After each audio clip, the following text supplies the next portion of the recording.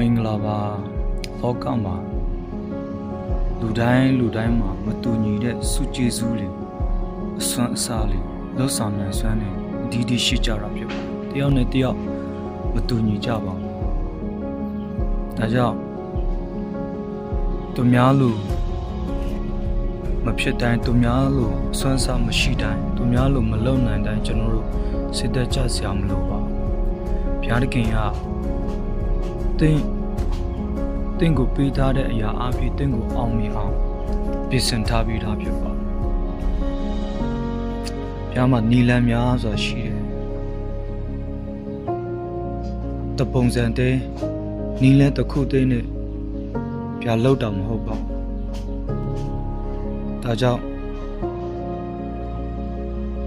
တစ်ကိုတိဖို့ပဲလို့တယ်။တည့်ရဲ့အနာဂတ်ကိုတိဖို့ပဲလို့တယ်။တင်းကိုပေးထားတဲ့အရာကိုနားလည်ဖို့ပဲလို့ဘုရားကအဲ့ဒီအရာအဖြစ်ပဲတင့်ကိုအောင်မြင်ခြင်းပေးမှာဖြစ်ပါ